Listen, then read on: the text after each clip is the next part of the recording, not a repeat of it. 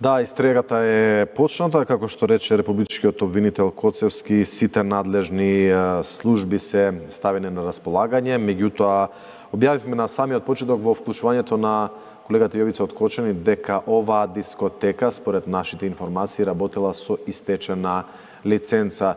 Ги имаме и документите ексклузивно, предлагам од режија да ги презентираме, односно ги покажеме. Значи, клубот Плюс од Кочани работел со истечена лиценца 1 година. Според правилата, лиценците се продолжуваат на 1 година, меѓутоа последен пат кога е продолжена лиценцата на клубот Пулс е 13.3.2023.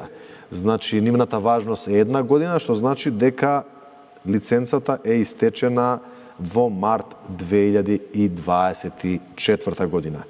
Истиот собственик веќе неколку години наназад со продолжувањето на лиценцата се појавувал во собственичката структура. Се разбира, оставаме на надлежните истражни органи и обвинителски органи целосно да го истражат случајот.